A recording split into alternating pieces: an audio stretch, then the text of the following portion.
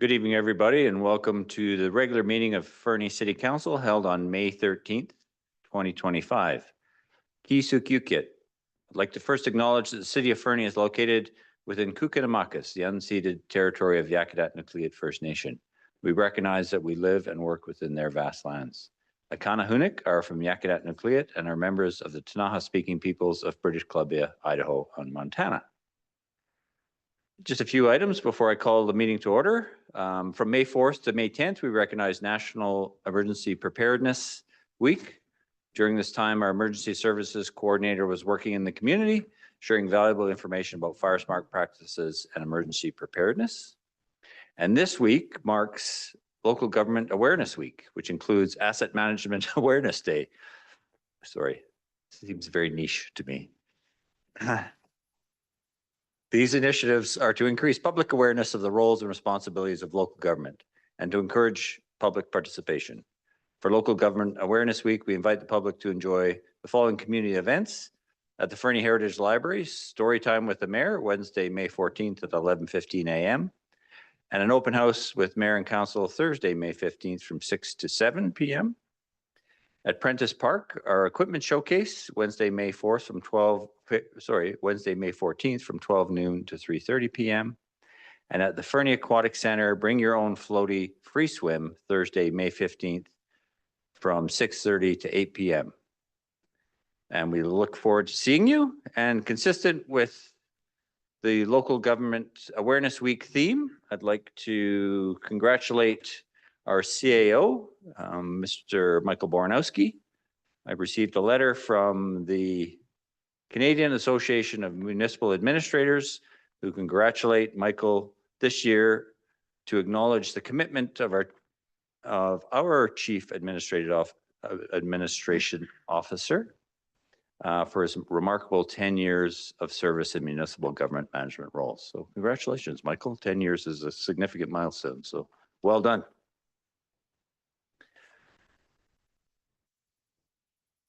With that, I'll call the meeting, formally call the meeting to order at 6:33 p.m. and ask for a mover and a seconder for the following staff recommendation that the agenda of the May 13th, 2025 regular meeting be adopted. Moved by Councillor Hamilton, seconded by Councillor Nixon. Any discussion? All those in favor? That is unanimous. Thank you.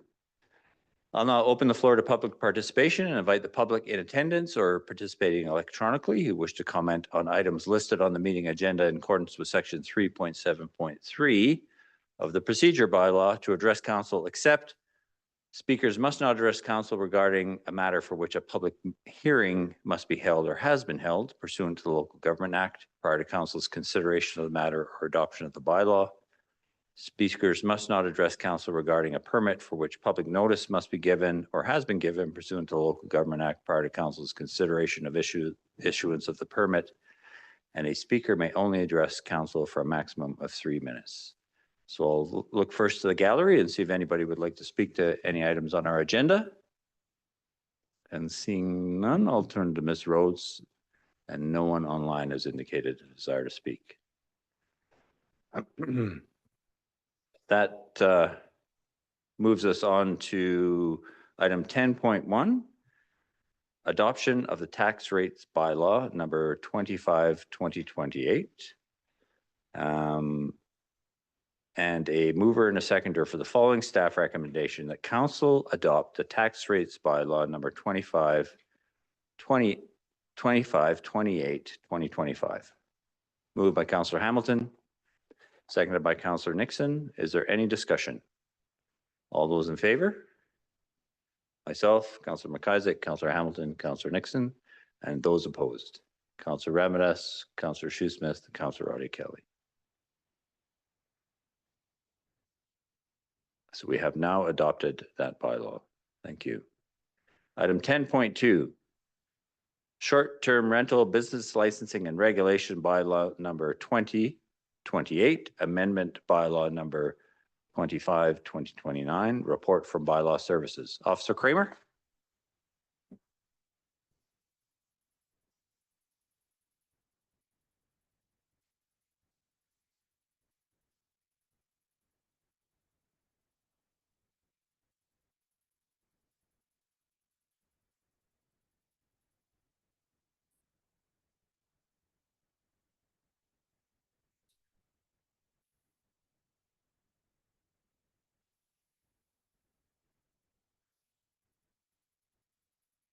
Thank you, Your Worship, members of council. On March 18th at the Committee of the Whole, I presented to council a report on short-term rental business license fees.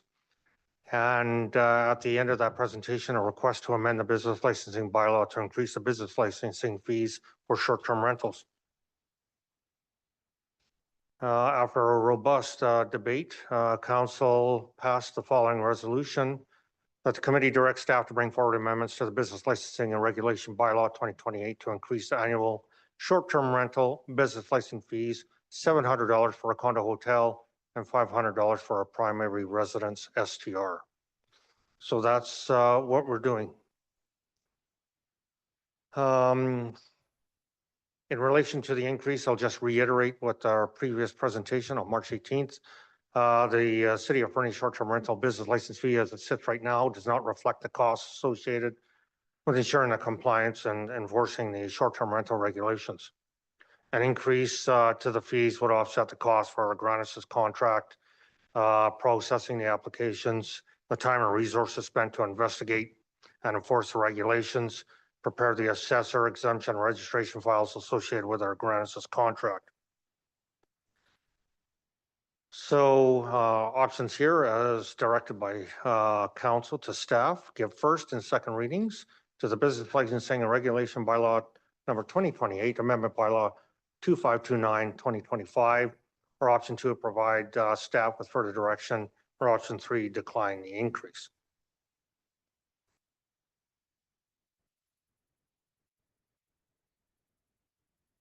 Thank you, Officer Kramer. Thank you. Questions, comments from council? Councillor Hamilton. No question. I'd just like to move option one. Thank you. Seconder? Councillor McIsaac, any discussion? Can you, sorry, Officer Kramer, can you just remind me what the public engagement piece is in terms of time? And I know it's in your report, but just for the folks at home. So if council desires to give first and second readings, then our communication strategy is create summary materials for the fee increase to be posted on the City of Fernie's Let's Talk webpage. Post links to Let's Talk through social media. We're going to send information to the Chamber of Commerce so they can share it with their members.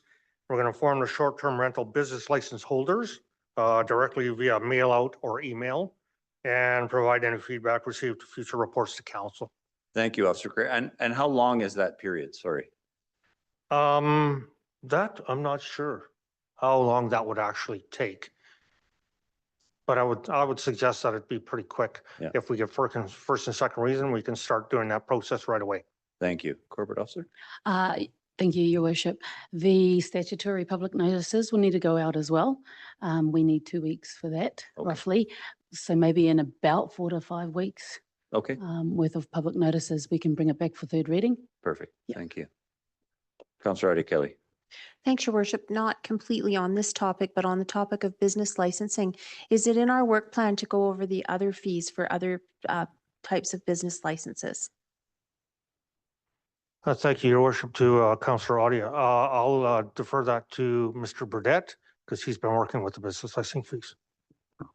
Thanks, Councillor Adia Kelly. There's a report coming to next week's committee about the rest of the fees with a lot of comparative information for council and some information on our costs and what our plans will be for the summer going forward for those fees. Thank you, Mr. Burdett. And Director Lennox, you had a comment? Yes, Your Worship. The development application fees, there's going to be a report coming to Committee of the Whole, I think in a couple of months as well. We've been working diligently on justifying the staff time to buttress increasing those fees. Thank you, Director Lennox. Any more discussion? With that, I will call the question. All those in favor? Any opposed? Oh, that was unanimous. Sorry. Thank you, Officer Kramer.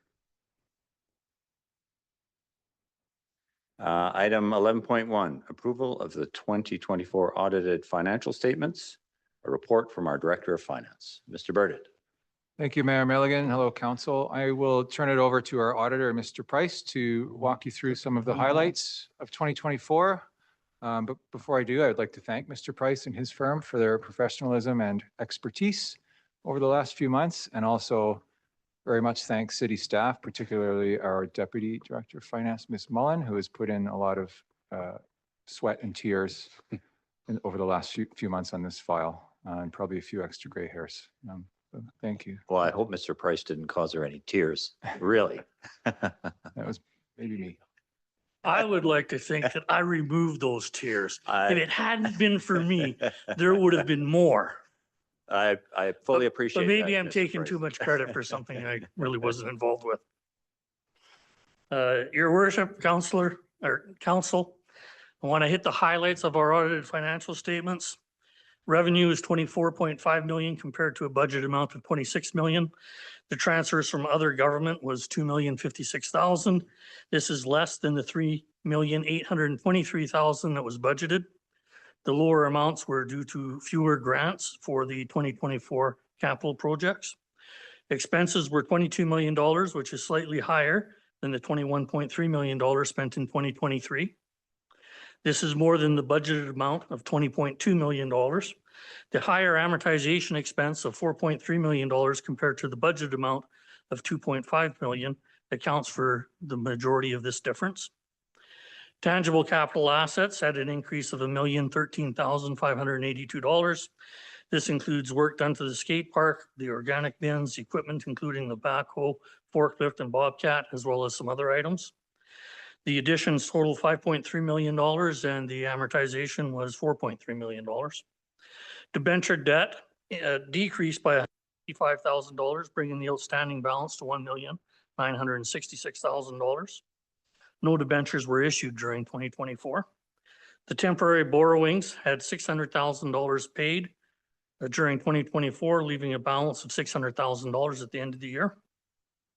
Cash and temporary investments totaled $23,015,000 compared to $25,124,000 for the prior year, a decrease of $2,109,000. Development cost charges are $3,166,000 compared with $2,959,000 in 2023. The annual surplus for 2024 is $2,482,000. The cumulative surplus now sits at $126,865,000. Tangible capital assets represent $118,929,000 of that surplus. The net financial assets are $7,936,000. I'm going to have Bryn hit, I think unfortunately, Bryn, they need to go to the last page.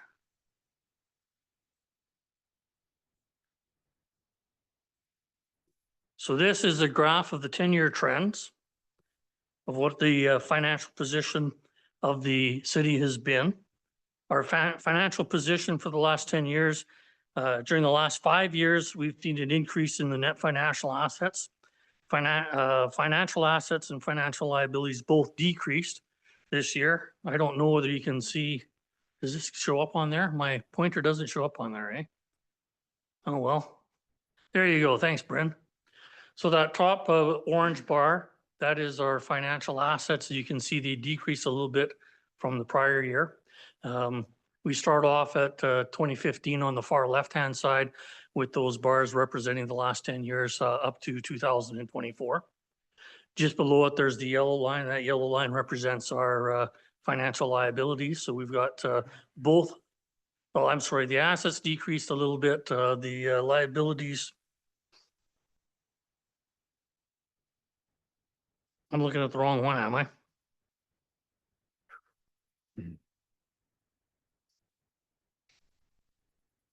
There we go. That makes more sense now because the other one was looking like, hold it, how come that's going up? Perfect. I sent you to the wrong one, Bryn. Sorry about that. So you can see this last year, the financial assets and the financial liabilities both dipped a little bit from the prior year. The liabilities got paid off at a little bit faster rate. So you can see that the green bar on the bottom, that you had a net increase in the net financial assets. So a little bit of a positive trend there as far as our financial assets go. Going to our next graph of the 10-year, we've got the operations that is now on the correct one, so we'll give you the correct information on it. So this really is a graph showing the 10-year trends. I already talked as far as our revenues dipped a little bit from where they were in the previous year. Our expenses went up a little bit, so we closed the gap, but there was still a positive surplus at the end of the year, which if you take a look at the bottom green bar, you can see that it dipped. The question then becomes, some people take a look at that and say, oh no, we're not saving enough money. Why do we collect money in the first place? To provide the projects and services. So how much money should you be having, or should you be targeting a break even every year anyways? And I'm going to say that somewhat depends on what projects you have coming into the future is going to dictate whether you have years where you want to see your financial assets going up or down. Depends on whether you're saving to do a project or whether you're now expending those savings. Our next graph is the cash and investments. The top line there, the orange, shows that once again, we have a little bit of a dip from where it was the previous year, but certainly overall the 10-year trend, there has been an increase in our cash and short-term investment balance. It's now sitting at the just over $23 million. And the yellow line is our net debt. I'm sorry, not net debt, our debenture debt and the short-term borrowings. And the total on that one is $2,566,000. So certainly that's been coming down gradually each year. And then our last graph is our tangible capital assets, which just shows that each year as we replace or add to our assets, our capital equipment, our buildings, our property, any improvements, that increases our tangible capital assets, and writing off the amortization decreases those capital assets. So we still have a positive trend, which really means that we're adding more each year to our tangible capital assets than what we're having to expense through our amortization. So that is a highlight summary of what happened in 2024. I would like to express my gratitude for Bryn and Sydney for the work that they did on putting all this together. And unless there's any questions, I'm finished. But if you have questions. Thank you, Mr. Price. Questions from council? Seeing none, thank you. Thank you very much. Thanks very much. And did you have any closing comments, Mr. Burdett? No, I appreciate that a lot of this information is really hard to digest, given that we just finished this morning. And that's when council received it. It was an hour later. And, you know, there's a lot of explanations for these numbers that Mr. Price just went through, and I would be happy to answer any questions about it now or in the future, you know, just to explain the relationship between these numbers a little bit more, so it's a little more meaningful for council and anyone else watching. But that's all I really have to say in terms of the time available to do that today. Thank you. No, I appreciate that. Councilor McIsaac.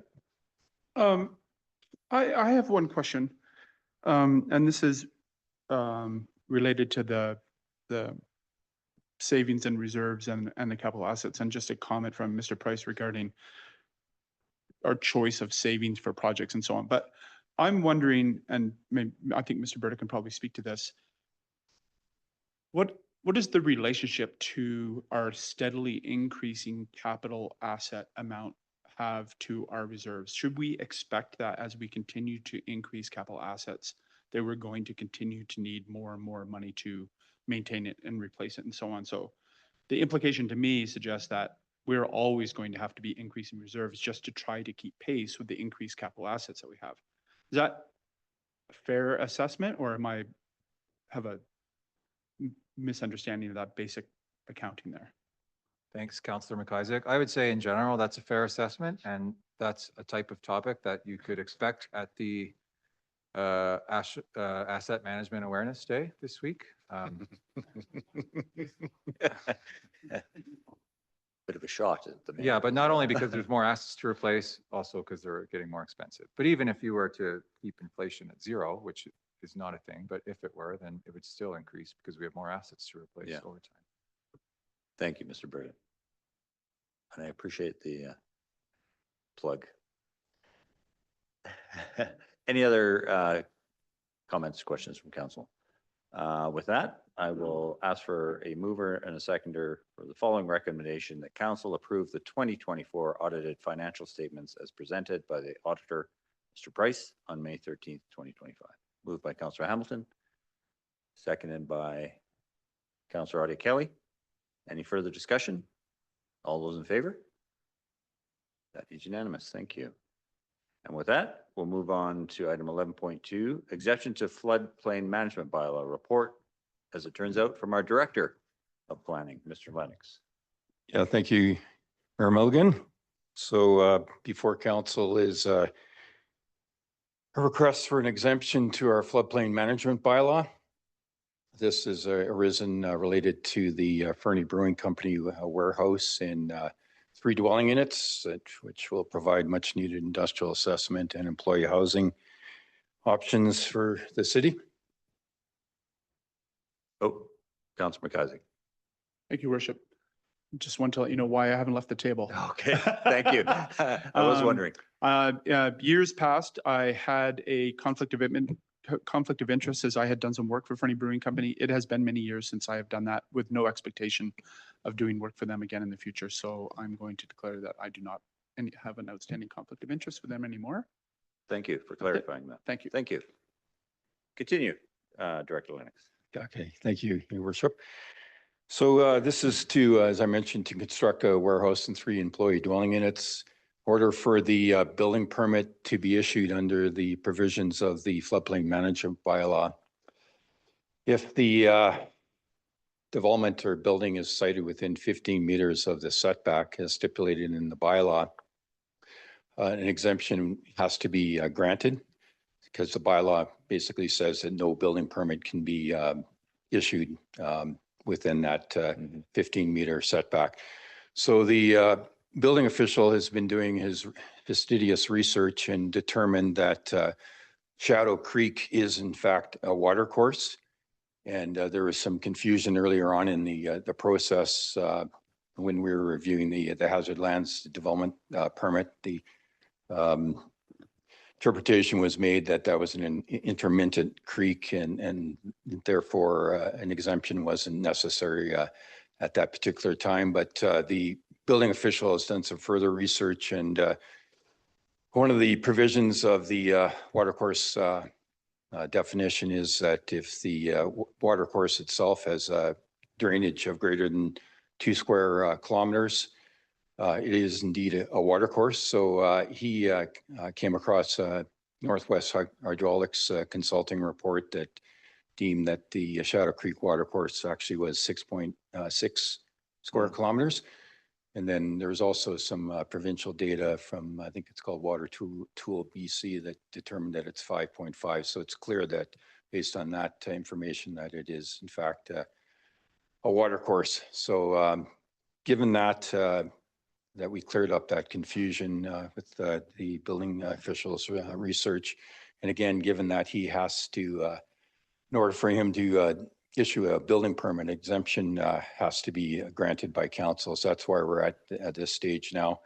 So we, under the provisions of the Local Government Act, the granting of an exemption has to be supported by a report prepared by a qualified professional. So that's been provided to council this afternoon by Ground Tech Engineering. They've concluded that they support the siting of the warehouse and the 3 dwelling units at 11-meter setback rather than 15. So it's only a 4-meter encroachment into the required 15-meter setback. So given that there's the flood construction level is going to be adhered to for the warehouse, and that Shadow Creek itself is basically channelized and doesn't present or represent a low risk in terms of erosion or scouring, the engineer or the qualified professional supports that this exemption be granted by council. So the recommendation is that council provide an exemption to section 10A of the floodplain management bylaw 2348 to allow for the construction of mixed-use warehouse and employee housing building the intended use within 50 meters of the natural boundary of the watercourse known as Shadow Creek, which is located on that subject lot 17. Thank you, Director Thank you. Lennox. Councillor Audie Kelly. Thanks, your worship. I just, maybe not a valid question, but if or when we ever give exemptions like this, does that, do we take on any liability when we do that? Well, that's why, one reason why we have a report done by a qualified professional. As you can see, they stamped and sealed that report. There's also a flood assurance statement that's been provided with the overall geotech report that provides the city with some identification. And the within that flood assurance statement, the engineer does state that the site is safe for the intended use. So that's the key wording that we always look for in these situations. Further? Yes, thanks, your worship. So just to clarify then, Director, that gives some assurance to us and the property owner of. Yeah, that's correct. Yeah. Thank you. Thank you. That's exactly why we always ensure that we get those assurance statements. We get them for the steep slope geotech reports as well. Thank you, Director. Further questions? Just for my edification, having looked at that area, when you say Shadow Creek is channelized, it's actually while it decants eventually to the Elk River, it in this diagram, for example, in the report, it flows into a man-made ditch. Mhm. Okay. Yeah. Yeah. And there's, as I understand it, a berm between the ditch or the water course and the construction site. So there won't be, it minimizes any potential for contamination during construction. Yeah, that's a great point. That was addressed in the watercourse protection development permit that we issued. That deals with more of the riparian. Granted, in this case, it's not, you know, pristine and Right. riparian area, but what we're concerned about is water quality. Given that it's a creek that goes into the Elk River, we had a condition in that permit that berm had to remain, and that will create, as you mentioned, a natural barrier to any if there was the event of some type of spill or whatever on the site, that it would provide somewhat of a buffer to the creek itself. Excellent. Thank Yep. you, Director. With that, I know Director Lennox mostly read the recommendation, but I'll turn to our corporate officer if you don't mind reading it as listed in the agenda. The staff recommendation is that council provide an exemption to section 10A of the floodplain management bylaw number 2348 to allow for the construction of a mixed-use warehouse and employee housing building, the intended use, within 15 meters of the natural boundary of the watercourse known as Shadow Creek, to be located on Lot 17, District Lot 4136, Kootenai District Plan 12864, the property. And the other part doesn't apply because we received the report. Thank you. Mover, moved by Councillor Hamilton, seconded by Councillor Audie Kelly. Any further discussion?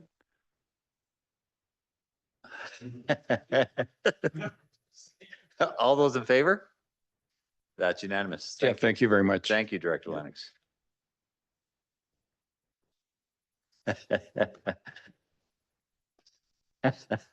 Sorry.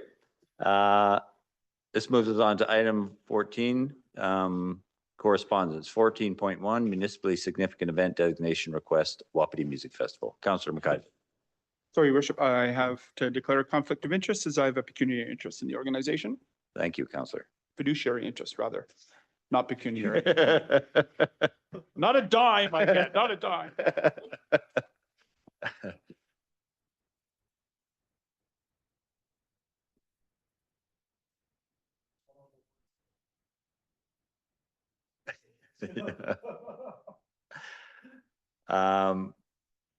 So with that, I will read the recommendation that the City of Fernie Council designate the 2025 Wapiti Music Festival as a municipally significant event. Moved by Councillor Hamilton, seconded by Councillor Audie Kelly. Is there any discussion?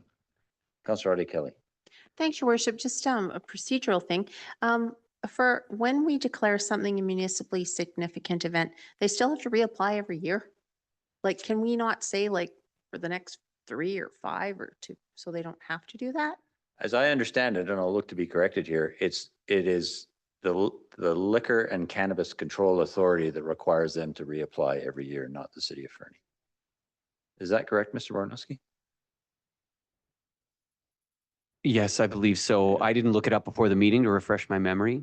It is, however, I do believe an authority that you can delegate to staff. And I believe our corporate officer is bringing forward some material in the future, just to try and streamline municipally significant events through policy for council to consider, so that you can figure out where you'd like that dial to land in the end. Thank you. Councillor Ramirez. I agree with you, Your Worship. That's what I remember from last year. Yeah, I think it's a question that's come up more than once for sure. Yeah. Because they come up every year. Yeah. To more streamline it, absolutely. With that, I will call it, oh, sorry. Is there a further question? No? All those in favor? That is unanimous. Thank you. Can somebody get Councillor McIsaac? Please and thank you.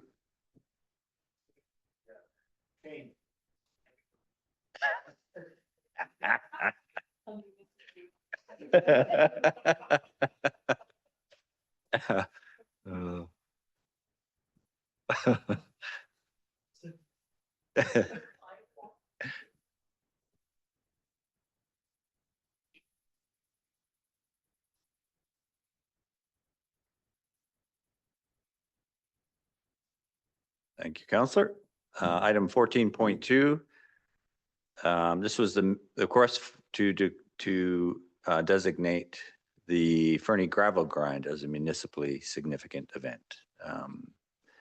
The recommendation that the City of Fernie Council designate the 2025 Fernie gravel grind as a municipally significant event. Moved by Councillor Hamilton, seconded by Councillor McIsaac. Any discussion? All those, Councillor Hamilton. Just as a quick point in the letter, it actually explains it's the liquor and cannabis branch and why they need it every year. Yeah, thank you. I think that's why it was fresh in my mind. It was very clear in their letter. Any further comments? All those in favor? That is unanimous. Thank you. And now we'll move on to reports from council members, and I will start with Councillor Nixon. Surprise. Thank you, Worship. Yeah, it's been a long time since we've done any sort of council reports. So I'm going to go way, way back to April, the end of April. And I'm going to say that I was started with the Association of Kootenay Boundary Local Government. That was the last weekend of April. First, I want to say congratulations and thank you to Councillor McIsaac for being the interim and now official president of our regional advocacy group. Well done.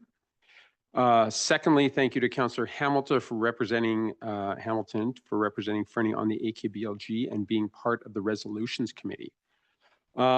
Speaking of resolutions, I believe that it is the first step in making these things change happen in our community. We are presented with a challenging situation, need, or rule, and then we see if other communities have the same challenge. We discuss and come to a consensus, and the entire region sends it to the UBCM where all this happens again, but at this point, it gets on the province's radar. That being said, one such resolution that we passed was something that is close to a lot of Fernie folks, as we are surrounded by forests and rivers. Our resolution was to call on the province to establish a provincially backed insurance entity designed to offer affordable home insurance for those unable to obtain coverage from the private market. And it passed. So now it goes to UBCM, and hopefully it'll get some conversation there as well. I did have a conversation with other elected officials, specifically Councillor Julie Wilsey from the village of Midway. Midway is between Greenwood and Rock Creek, and I found out that many residents there can't get any overland flood insurance. So your largest investment in your life completely flooded and having to bear the cost on this would be awful. Financially debilitating for seniors or young families or basically anyone, because flooding is horrible. Like I said before, I look forward to seeing this resolution on the floor at UBCM in September if it doesn't get put into the endorsed block, which means that it doesn't get discussed, it just gets voted on.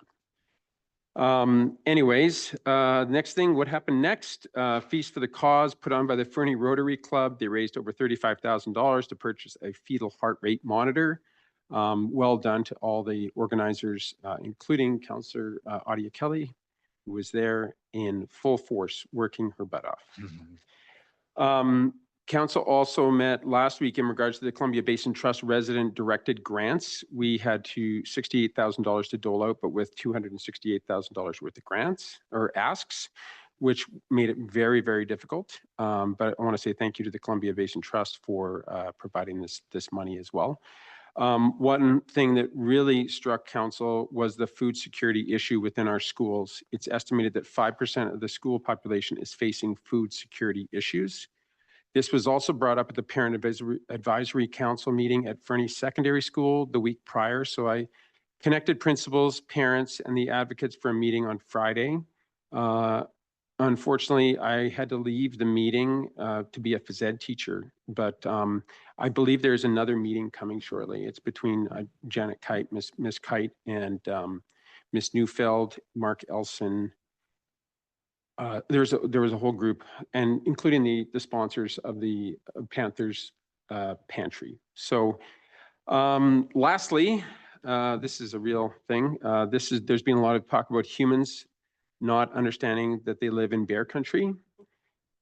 Since we are living in bear country, we have a lot of responsibility in taking care of our garbage. I understand that the Fernie Wildlife Advisory Committee has said that we need to prepare a bear hazard assessment of the community, but there are other things that we should be considering, such as maybe hiring more bylaw officers or changing the bylaw so that it requires bins to be secured to a solid structure when stored outside so the bears can't drag it away, or any other solutions. Not necessarily today or now, but I was wondering if we could get an update on where we are and where we need to go from this point. And that would be the end of my questions and comments. Thank you, Councillor. Councillor Audia Kelly. Thanks, Your Worship, and thanks, Councillor Nixon, because you covered quite a few things that I wanted to cover. Yeah, you did great. Thank you. Wearing one of my other hats, as Councillor Nixon mentioned, Feast for a Cause for Rotary went very, very well. And that has led me to want to bring up, and I'll probably liaise with our corporate officer to make some tweaks to our rental agreements or system to make it a little nicer and more conducive to renting out the arena. Maybe there's some things we can do in light of the fact that we don't have our community center, and in non-ice season, the arena is going to be our venue. I do want to say that we did get a lot of positive feedback about the arena as a venue, which was very nice, especially having spent hours making it look nicer. So I will talk to Lavinia about how to do that. I got to attend a tourism meeting in the last few weeks. As always, they are extremely focused and goal-oriented bunch of folks. We did have a bit slower of an Easter than we normally do, but the trend for tourism is generally good. And I want to thank them for the support that they've given to our staff, and then of course our staff for the hard work they've done with the new RDS strategy. So I think, and actually Mayor Milligan, who is participating in that as well. So that's something to really look forward to, you know, and opportunities to enhance sustainable tourism. I also am concerned and have spoken to members of the Wildlife Committee, as well as I took the liberty of reaching out to a retired conservation officer who said, you know, don't hit the panic button. Like, we have to recognize that there's bears, they're here to stay. It is how it is. So it does come down to some things we can do to mitigate any problems, and also, you know, be open to like the bear hazard assessment and all those types of things. One thing he did mention to me was we don't want to habituate the bears. Talked about the new school being built. in proximity to an area that wouldn't have maybe garages or sheds to store their bins in. And, you know, being proactive and thinking about how we can look at that for the future when that school is built. And also, felt that the bear resistant bins work if people don't overstuff them, which we're hearing people are. And just so people know, there are community bins that they can use, and for the most part, the transfer station is open other than stat holidays. With the organics, one of the small suggestions that he made was make sure they're cleaned regularly and bleach. So just a few tips for folks, because not everybody has a garage or a shed, and we have had some talk about sheds being broken into, and we've seen pictures of garage doors ripped open and things like that. So I'm looking forward to us talking with the Wildlife Action Committee and working on a tangible plan, because I do not want to see anyone hurt, humans or bears. So thank you. Thanks, Thank Your you, Worship. Councillor. Councillor McIsaac. Thank you, Bishop. Well, first I'll say thank you to Councillor Nixon for bringing up the G. Use your microphone. Thank you. The first thing I wanted to say was thank you to Councillor Nixon for bringing up the AKBLG. I'm not going to speak to it too much other than I thought that the conference was successful. We had several hundred elected officials from over the entire region, from as far up as Golden out to Trail and so on, all spending time listening to some great speakers about opportunities for the Kootenays and infrastructure planning and all kinds of great subjects, and just general commiserating about problems and solutions we might all share. I think what I wanted to just talk about a little bit tonight is, now with the bylaw passed and everything, and talk a little bit about our budget process. The first thing I'd like to say is a thank you to our staff. By far, I've sat through lots of budget processes. By far and away, this has been the best, most transparent, clearest one that we've ever had. I can't thank enough.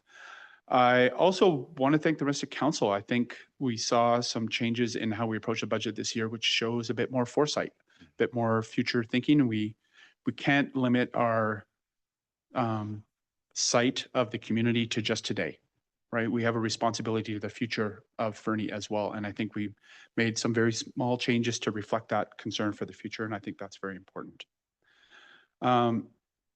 The increase for reserves this year, which is valuable, I feel we're going to be stuck doing that for a number of years. We've so underfunded reserves over the years that we're going to, unless we can find other places to cut, I don't see how we're not going to be able to continue to ask for that, especially hearing tonight as we increase assets and so on. There's going to be continuing pressure on reserves. I wanted to talk a little bit about the tax rate, because it's a higher number than what we've had for a really long time. And I know that that's very concerning to a lot of people. There are many people in our community for whom even a few dozens of dollars starts to make a difference in their life. But the tax rate isn't a manipulatable number. It is the result of the decisions. And I think, some decisions were good last year that kept it lower than it might have been. Some made it higher. I think, I can only speaking for myself, I'll be on the watch this year. We have to be very resistant, especially to taking on ongoing costs. One-time capital costs, they still come with an asset ones, but these ongoing organizational costs, which require staff time, which costs money and so on, these are challenging. So I think we should be very resistant to that. I'll be paying very close attention to that. Also, again, I think it's really important that we continue to search for outside support. We've spent time, and I know other communities around the province and country have been spending time lobbying other levels of the province or other levels of government rather. We are really limited in our ability to raise funds. It is property taxes. And if we can't convince other levels of government to start entertaining other ways for us to earn income, that is going to be an ongoing problem.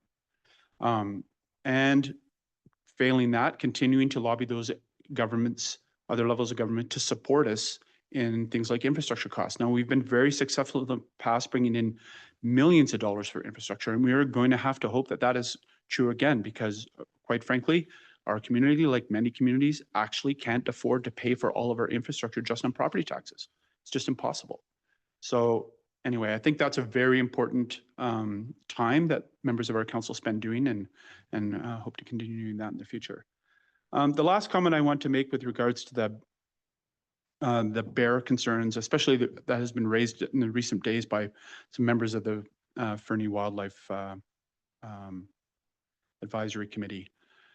We've had, I feel very frustrated by this, because I've been, starting 17 years ago here, there were people coming to the table with concerns about bears getting shot. And we've spent so much time and money on Bear Aware, on bringing bear experts here, on cutting down fruit trees, on bear resistant containers, on increasing the cost of our garbage collection to get organics away, on public awareness campaigns and staff newsletter, you name it. And apparently we have made, according to one email I received, in quotes, no progress, none. No progress in this effort at all, no matter how much money we spend or how much effort we do. So I'm honestly, I feel reluctant. Right now, I feel like if someone cannot come to the table and give us a definitive list that's going to stop us shooting bears, then we need to stop spending a pile of money and time on it, because it is just throwing money into a hole. That's what we're being told right now. So until we can get some sort of feedback, hopefully from this committee in some short period of time in the future, that gives us a direction and an amount and a quantity and can quantify what the benefits will be, I don't see how we continue to throw good money after bad. That's it. Thank you. Thank you, Councillor. Councillor Ramirez. Thanks, Your Worship. This weekend, I had the opportunity to attend the mine rescue competition. I saw yourself as well as some of our fire staff also. Was an excellent event. Again, the amount of hard work and camaraderie amongst the mine rescue crews at the mines was amazing to watch. I'm sure it's the same with our fire crew as well. So it was well attended, and I really enjoyed watching the competitions and also learning. The Ready grant discussions were illuminating for me. Lots and lots of countless hours of voluntary work from many of the people in the community. I'm just so thankful for their work, and it was a learning experience for me, because I had not really understood many ins and outs that these people go through, and it's commendable. And hopefully some of the decisions we took on that meeting is going to help some of our organizations in town. Thanks, Councillor, for all that hard work for the fees for the cause. I believe a lot of money was raised for it. I don't remember the exact amount, but I know you spent a ton of time in the background there, holding napkins and, and such. Thank you so much for your effort there. Sorry, Your Worship, I'll take a little bit of time here. I just want to address a couple of items that came up with both Councillor Nixon and Councillor McIsaac, and I have to bring this up here. Councillor, you yourself had an opportunity when the organics file came to the table to actually start talking about what it is going to do to human-wildlife conflict. There was plenty of opportunities, but your decision at that council table was probably you didn't contribute much and ended up actually voting in for this particular resolution, if you remember it right. So again, now to be coming back and saying we have to spend more money to hire more bylaw officers, it's just, I don't know, like it doesn't sit well with me. When these things come to the council, our role here is to actually solve real community issues, right? Not rubber stamp something that came to us from the previous council. My argument during that file was exactly this. I was actually foreseeing this kind of a problem where instead of solving a problem, we are going to create more problems. We didn't solve the human bear conflict problem, and now we added another extra complex operational issue into it. And now here we are, 2025, where we'll be in a situation where we'll be drawing down our reserves to actually manage these operations, and we haven't solved any problem at all. So I just wanted to bring to your attention your own indecision in the previous past. And Councillor McIsaac, you are talking about reserves, right? Organics, yeah. But in the organics collection file that came to the table, we clearly knew that this would come at a cost at some point. We were working off of a grant for this year, but in the future years, there would be a drawdown on reserves.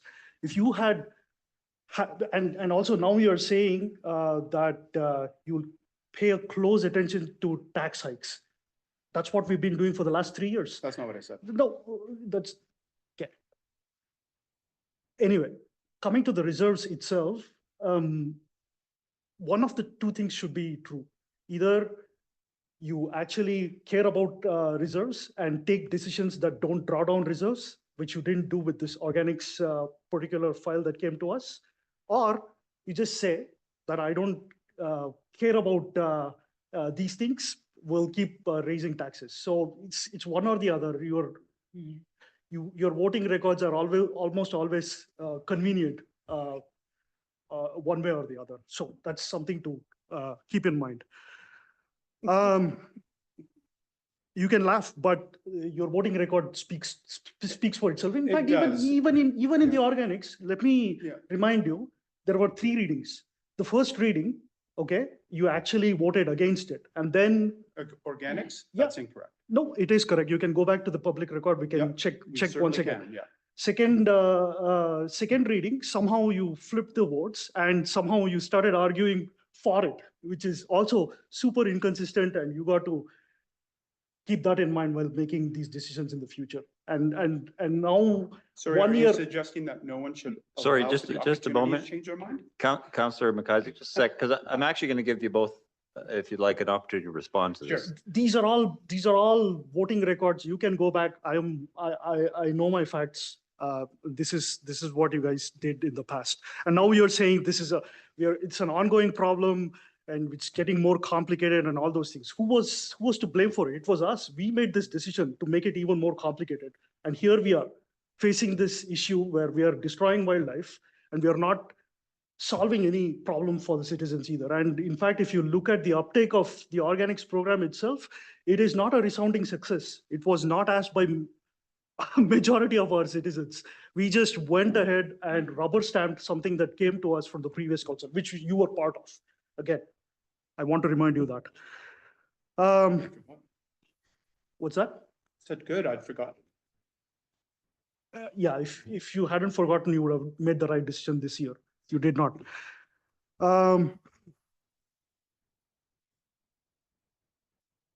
That's all I had, Your Worship. Thank you. Councillor Nixon, would you care to respond? It's not required. Yeah, I'm not sure there's any point. I think there's a person on the sidelines here who has tried to bring up notice of motions, tried to shut down staff, tried to freeze fire hall, tried to push CNL right away above, and constantly gets shut down. So criticizes everybody else for your decision making. I don't need to say anything else. Councillor McIsaac? I'll just say, Your Worship, that I don't see a lot of value in these straw man arguments of oversimplification of stuff. The conversation about managing reserves is broad. It covers all of the things that we do. It's not just organics. The organics program was brought in for a wide variety of good reasons, not the least of which is cost savings on transferring from landfills and just general benefit to the environment. There were a bunch of positive reasons for it. The organics program is a component of the wildlife conflict. We didn't used to have an organics program, and I don't know of any years when we didn't shoot bears. It is not the reason why we have a human bear conflict in town. So it's relatively new. Not everybody's been quick on the uptake. It will get better over time. I'm certain of that. I'm also certain that we will eventually find good solutions so that we can manage our garbage conscientiously and deal with wildlife conscientiously. Not prepared to throw up my hands and throw in the towel on either of those just yet. But I just want to say, I think oversimplifying the argument like that is, I don't know if it's very helpful to good long-term debate and decision-making. Thank you, Councillor. Councillor Hamilton. Well, I feel like this might be a tough report set of reports to follow, but yeah, as has been mentioned, had to go back a ways because it's been a while since we've done one of these. AKBLG was first on my list of things since I've reported last. I personally thought that this was the best AKBLG I've been to in the time I've sat on council, just in terms of the quality of the speakers, the information presented, discussions I was able to have with other colleagues around the province, as well, kind of building on some of the other themes. This was also the first AKBLG where every single MLA from the AKBLG riding was in attendance, and I was able to speak with each and every one of them and kind of outline some of the concerns we have here in town, some of the potential solutions they might be able to bring forward in the legislature, and just start building those relationships with the higher orders of government. Unfortunately, I missed the last library board meeting because the Fernie Youth Soccer Association spring session kicked off, and I have unceremoniously been roped into coaching a team, but we'll see how that goes for the kids. As well, the Ready Grants was a great discussion, and kind of building off the idea of seeing how many kids are down there playing soccer, but just as importantly, the number of parents who are there volunteering their time and energy. The Ready Grants discussions, the groups of volunteers that have come forward, and just really remind the community the successful things that we have are based on the backs of volunteers. And we are in a current situation, kind of society-wide, of volunteer burnout. And it's important that people support the people volunteering. That if you've got time to get out and volunteer yourself, find something that interests you and put your name forward, because that's where change happens. And lastly, the council cafe that was not yesterday, last Monday. Had a really lovely conversation with a couple who just moved to Fernie, built a house here.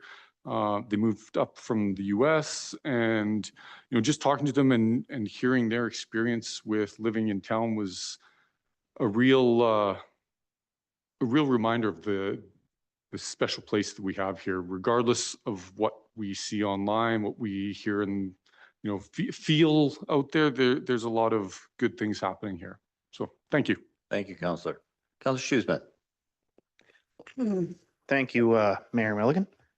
A lot of tough acts to follow. I'll be briefer than everybody else, as I've mostly been out of commission the past month or so. As a follow-up to the Ready Grant discussion, I think it's an underappreciated thing about our society that there are so many civic groups. I actually think that the real backbone of our culture and society is all the little clubs, hobby groups, charities, all those type of things. And it was a pretty long process that night going through it all, and I wish we could have helped everybody, but it's just mind-blowing how much of that there is, and I think the town should take pride in all of those things. Moving on, we've been excoriated about the bear situation at the table and in the emails and in person a couple times. I would say there's a lot of good points made here that this problem is older than any current system we have set up. And I think we have fundamental, what's the word? Our view on the matter is probably fundamentally wrong. We've been trying for 30, 40 years to deal with it, and nothing has changed. So I think we're not seeing something. I think that we've run this trash program now for, it's about a year, I suspect. I think that's long enough to see the effects and make a judgment. And seeing as it's so contentious, I highly recommend anybody at home listening that cares, go back and look at those meetings where we decided what to do on that. Make up your own minds. For what it's worth, I feel after having seen it run for a year, we still have the same amount of problem. I don't think the problem's caused by it. I think it's indifferent. But we have made the system more complicated and less user-friendly for people. So I, for one, would be happy to revisit that or modify it in any way.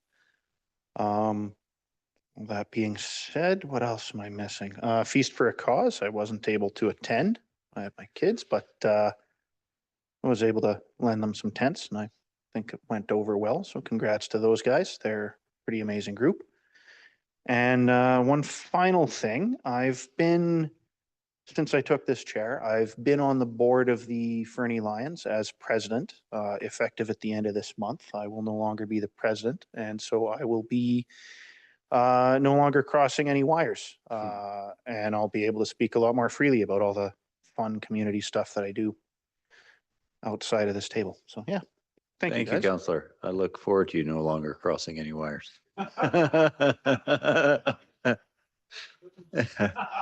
Councillor Audie Kelly.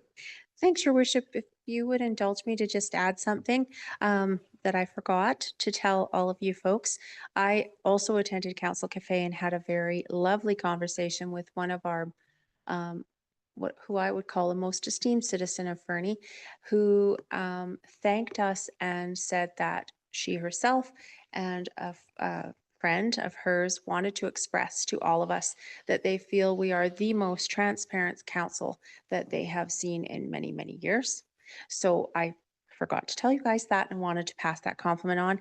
And something that Councillor Nixon said, and it's not bad, that struck me, and I want to point that out. When we talk about budgets and we talk about dollars and cents and we talk about reserves, there are children going hungry in our community. So I would like us to keep that in mind as well. Thank you. Thank you, Councillor. So pretty much everything on my list has been covered. I did want to touch on, of course, because it is such a contentious issue at the moment, the bear situation, and sort of taking off from Councillor Shoesmith's comments.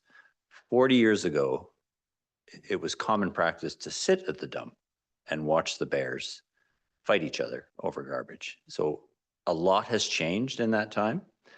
And those changes, incremental though they've been, have created a situation we're in now. And it is not an intentional trajectory. We have done, I think, as council, as a continuing body, certainly successive things to try and improve the situation overall. But we continue to struggle. And, you know, I, for one, look forward to continuing to work with our Wildlife Action Committee locally to come up with, well, what are our potential concrete next steps? Because as we've heard tonight and over the last months, nothing is free when it comes to a community. It all costs money. And so any other additional incremental changes we want to make will have to be planned for, will have to be budgeted for, will have to be discussed at this table to ensure they're the right things. And Councillor Ramadas, I appreciate your perspective, but I think you said something that I think is fundamentally true, and we should all remember. These are decisions of council. These are decisions that council made to advance these issues. Where we voted on any one decision, you know, you can make your case, that's fine. But ultimately, these are decisions that council as a continuing body has advanced, and we will deal with the consequences of those decisions. And we are responsible. I appreciate Councillor Audie Kelly's comment about transparency. We are a responsible and transparent council, and we will move this forward appropriately to find real solutions. But real solutions will not happen overnight. They haven't happened, as Councillor Shoesmith said, over 40 years. There's been challenges along the way, and we will continue to refine and improve our processes such that we have better outcomes. And ultimately, civic life is a shared responsibility. It is not just council. It is this entire community has responsibility here. And whether we accept it or not, we have to behave responsibly. And we will always have challenges in civic society that way. Some people will, some people won't. But we must do our best to set the example and to move forward in a positive way. Yeah, so as I say, I look forward to working with our Wildlife Advisory Committee to come up with concrete next steps. Any other things I'd like to touch on? The mine rescue. Yeah, I went on Saturday morning. I have a long history. Well, not a long history. There isn't anybody there in that room, I don't think, who remembers when I competed in mine rescue. They're all much younger and way more proficient, but I really enjoyed that event. Councillor Ramdass's comment, the sense of camaraderie and fellowship in that room is really, really powerful. I wanted to congratulate staff on hosting a local government management association conference here in Fernie, and thank them for inviting me up to say some welcoming remarks. I'm grateful nobody rolled their eyes while I was in the room. But by all accounts, a really successful event, and that sort of peer-to-peer knowledge sharing is invaluable, and I congratulate you on hosting that. And lastly, it's been talked about a lot, but the Ready Grants was both heartening and eye-opening process. There are, as Councillor Nixon pointed out, children struggling in this community with food security. And what I was interested to hear, there's no judgment, is maybe the way to put it, from the people who are at the table trying to help. They're just trying to help. And I was super impressed with that. That was a really powerful evening. Not least of all because the amount of community effort and volunteerism is just staggering. So congratulate everybody involved. With that, I'll leave it at that. So thank you for that. And so I will ask for a mover and a seconder for the following recommendation: that the meeting be closed to the public pursuant to section 91G of the community charter, as the subject being considered at this time relates to litigation or potential litigation affecting the municipality. Moved by Councillor Hamilton, seconded by Councillor Audie Kelly. Any discussion? All those in favor? Thank you. With that, we'll take a 10-minute recess before convening the in-camera portion. And thank you, Mr. Price.